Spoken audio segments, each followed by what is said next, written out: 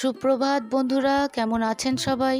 আমি দীপান্বিতা আমার আরও একটি নতুন ভিডিওতে আপনাদের সবাইকে স্বাগত জানাচ্ছি। আশা করছি আমার এই ভিডিওটি আপনারা যে যেখান থেকে দেখছেন সকলেই ভালো আছেন। আমরাও সকলে খুব ভালো আছি। তবে একটু ঠান্ডা লাগার কারণে আমার গলাটা একটু ধরা ধরা হয়তো আপনারা ভিডিওর মাধ্যমে শুনতে পাবেন। তো ঠান্ডা লেগেছে তাই গলাটা একটু বসে গেছে। তো যাই হোক, সকাল সকাল স্নান টান করে এসে আজকে বেদিটা পরিষ্কার করছি। প্রতিদিনই পরিষ্কার করি, তবে আপনাদের সঙ্গে সেইভাবে শেয়ার করা হয় না।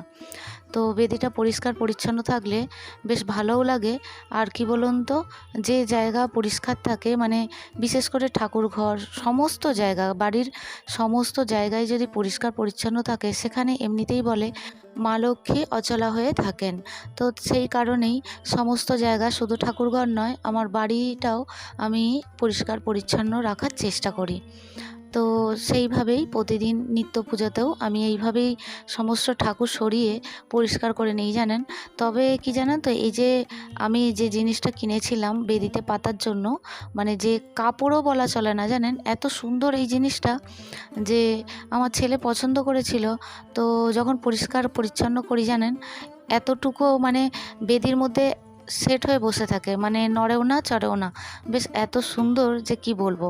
অথচ এটা কিন্তু কাপড়ের নয়, জানেন তো, এটা ঠিক রাবারও নয়, কি বলবো বলে হয়তো বোঝানো যাচ্ছে না যে জিনিসটা কি ধরনের। আমারও বেশ ইউনিক লেগেছিল তখন, তো নিয়ে এসেছিলাম। বেশ ভালো, জানেন, আর পরিষ্কার পরিচ্ছন্ন করতেও বেশ ভালো লাগে। কারণ হলো, এতে জল পড়লেও কিছু হয় না, জল দিয়েও পরিষ্কার করা যায়, তারপরে শুকনো হয়ে গেলে আবার যেমন তেমনই থাকে।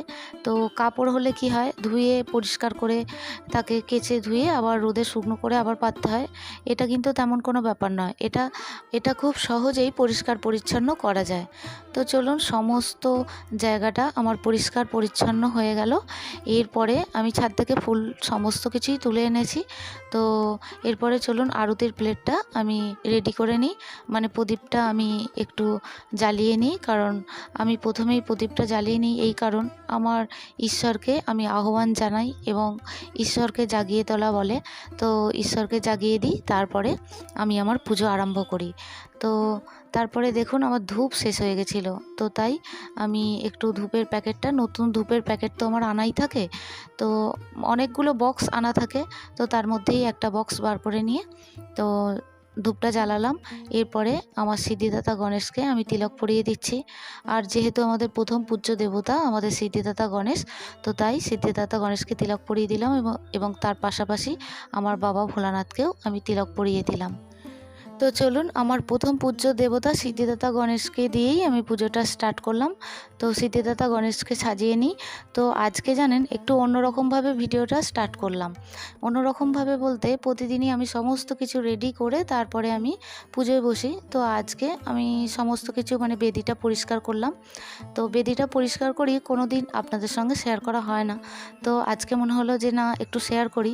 আর তবে কি জানেন তো, এই আমার পুজোর ভিডিও দেখতে দেখতে আপনারা হয়তো, আমার মনে হয় যে হয়তো একঘেয়েমি লেগে যাচ্ছে, তাই পুজোর রিলেটেড কিছু জিনিস কিছু ভিডিও আমি শেয়ার করার চেষ্টা করি, কিন্তু দেখি হয়তো আপনাদের ভালো লাগে না। আমার পুজোর ভিডিও দেখতেই আপনারা বেশি পছন্দ করেন, তো পুজোর রিলেটেড কিছু ভিডিও দিলে সেইভাবে ভিউজ আসে না। আপনাদের সঙ্গে কথা বলতে বলতে আমার বাবা ভোলানাথকেও সাজানো হয়ে গেছে এবং আমার সিদ্ধিদাতা গণেশের জায়গাটাও বেদিটা খুব সুন্দর করে সাজিয়ে নিয়েছি।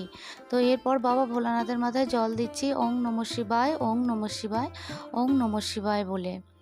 তো এর ফাঁকে আমি আমার মিষ্টি একটি বোনের কমেন্ট পড়ব, সীমা।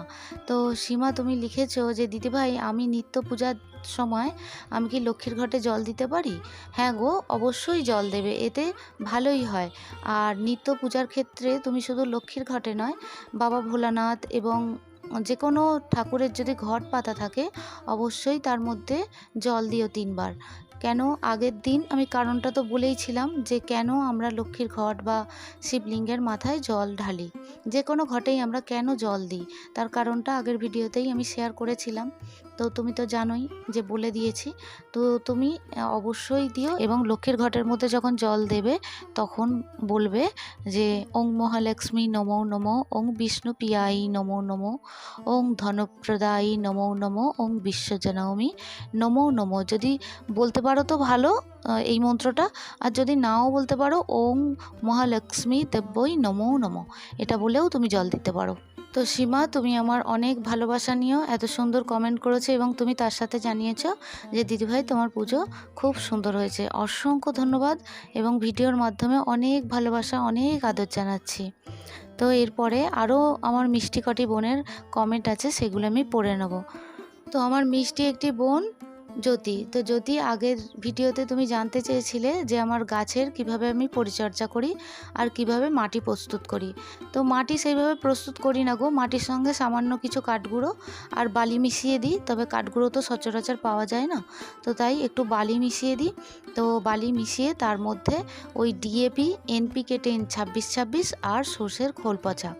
এবার কিভাবে দেবে, সর্ষের খোল পচা ওই জলে ভিজিয়ে দেবে, 3 দিন পচাতে দেবে, মানে আজকে দিলে মানে পরের দিন থাকবে, তারপরের দিন তুমি ওই সর্ষের খোল পচা জল তুমি 1 মগ করে সমস্ত গাছের গোড়ায় দিয়ে দেবে। আর NPK 10-26-26টা সপ্তাহে, ওটাও একদিন দিতে হয়। তো যদি সর্ষের খোল পচা দাও তাহলে NPK 10-26-26 দেবে না, মানে তারপরের সপ্তাহে, মানে 1 সপ্তাহ তুমি সর্ষের খোল পচা দিলে, তারপরের সপ্তাহে তুমি NPK 10-26-26 দেবে। যদি NPK 10-26-26 নাও দাও, শুধু সর্ষের খোল পচাতেই এত সুন্দর গাছ মানে ফুলে ফলে ভরে উঠবে যে বলেও বোঝাতে পারবো না। সর্ষের খোল পচা একদম মোক্ষম সার যাকে বলা হয়। আর ডিএপিটা দিলে গাছের ভীষণ বাড়বৃদ্ধি হয়, সবুজে সবুজে গাছ ভরে ওঠে, মানে ডিএপির কাজ। আর ফুল যদি পেতে চাও তাহলে ওই সর্ষের খোল পচা, আর না হলে NPK 10-26-26 দোকানে গিয়ে বললেই হবে। আশা করছি এই কমেন্টের উত্তর পেয়ে তুমি ভীষণ খুশি হবে এবং উপকৃতও হবে। তো তুমি আমার অনেক ভালোবাসা নিয়ে জ্যোতি, ভিডিওর মাধ্যমে অনেক আদর, অনেক ভালোবাসা জানাচ্ছি। তো আপনাদের একটা ঘটি দেখালাম, দীর্ঘদিন পড়ে থাকার ফলে ঘটিটার এই অবস্থা। আমার শাশুড়ি মার কাছে ছিল, তবে শাশুড়ি মা তো সেইভাবে আর করতে পারেন না, তবে আমাকেও দেননি। তো দেননি বলতে অনেক দিন উনি তো মানে পুরনো, আমার তো ঠাকুরঘর আছে, সেই ঠাকুরঘরে উনি পুজো করতেন। তো তারপরে এখন ইদানিং করে উনি আর পাচ্ছেন না, তো তখন বলল তুই এটা নে আর পরিষ্কার পরিচ্ছন্ন করে পুজো দিস। তো আমি অনেকটাই চেষ্টা করেছি, তবে সেইভাবে আর পরিষ্কার করা গেল না। তবে থাকতে থাকতে মানে ডেলি যদি আমি পরিষ্কার করতে থাকি, আবারও ঝকঝকে চকচকে হয়ে উঠবে। তো চেষ্টা করব, যেহেতু শাশুড়িমা দিয়েছেন, তো চেষ্টা করব ওটাকে যত্ন করে রাখার। মানে আমার লক্ষ্মী ঠাকুর আছে, তো সেই লক্ষ্মী ঠাকুরের ভিডিওটা আপনাদের শেয়ার করব। লক্ষ্মী ঠাকুরটার অবস্থাও এমন হয়েছে, মানে এত পুরনো ঠাকুর তো, আর শাশুড়িমা পুজো করতেন, তাই আমি কিছু বলিনি, তো উনি শেষ পর্যন্ত আমাকে দিয়েই দিলেন। তো মা লক্ষ্মীর আমি মূর্তিটা আপনাদের দেখাবো এবং পিতলেরও সিংহাসন, তো সেটা পরিষ্কার পরিচ্ছন্ন চলছে, এমনই অবস্থা যে আপনাদের দেখাতেও পাচ্ছি না। খানিকটা পরিষ্কার করি, তারপরে আপনাদের সঙ্গে অবশ্যই শেয়ার করব। তো ওইটাই হচ্ছে মা লক্ষ্মীর ঘটি, জানেন তো। তো সেটাই আমি একটু পরিষ্কার পরিচ্ছন্ন করেছি, তবে ধীরে ধীরে করতে হবে, একেবারে তো হবে না, কারণ দীর্ঘদিনের পুরনো মানে ঘটিটা তো জল ভরা ছিল, তো তাই আর সেইভাবে উঠছে না। তো আশা করছি আমি পরিষ্কার পরিচ্ছন্ন করে ফেলতে পারবো। তো চলুন পরের কমেন্টটি পড়ে নেওয়া যাক। আমার মিষ্টি একটি বোন, অনেক দিন তার খোঁজখবর নেওয়া হয়নি, তার শরীর অসুস্থ বলতে পা ভেঙে গেছে, অঙ্কিতার কথা বলছি। তো অঙ্কিতা, আমার ভিডিওটি যদি তুমি দেখে থাকো, তুমি আমাকে অবশ্যই রিপ্লাই দিও তুমি এখন কেমন আছো এবং তোমার বেবি কেমন আছে, তুমি অবশ্যই আমাকে জানিও। এরপরে কমেন্টটি পড়ব আমার আরও একটি মিষ্টি বোন শিখা মণ্ডল। তো শিখা লিখেছো, খুব খুব ভালো লাগলো তোমার পুজোর বাসনের সম্ভার দেখে, খুব খুব ভালো থেকো, তোমরা সকলে নিজের শরীরের খেয়াল রেখো কেমন। হ্যাঁ গো, অসংখ্য ধন্যবাদ জানাচ্ছি এত সুন্দর একটা কমেন্ট করার জন্য। আর তুমিও ভীষণ ভালো থেকো, আর এত সুন্দর একটি কমেন্ট করলে কি বলবো, তোমাকে অনেক ভালোবাসা, অনেক আদর জানাচ্ছি ভিডিওর মাধ্যমে। এরপরের কমেন্টটি আমার মিষ্টি একটি দিদিভাই সারিতা দি। তো সারিতা দিকে অনেক ভালোবাসা জানাচ্ছি ভিডিওর মাধ্যমে, আর সারিতা দির কমেন্ট পড়তে আমার এমনিতেই ভালো লাগে। তো যাই হোক, আজকের কমেন্টগুলো এই পর্যন্তই পড়লাম, পরবর্তী ভিডিওতে আরও বেশ কিছু কমেন্ট আছে, সেগুলো পড়ে নেব। তো আজকের ভিডিওটি কেমন লাগলো তা অবশ্যই জানাবেন। ভিডিওটি ভালো লাগলে একটা লাইক করে দেবেন। আর ভিডিওর কোনো কিছু অংশ যদি আরও একটু বেশি ভালো লেগে থাকে, চাইলে আমার চ্যানেলটি সাবস্ক্রাইব করে আমার পাশে থাকতে পারেন।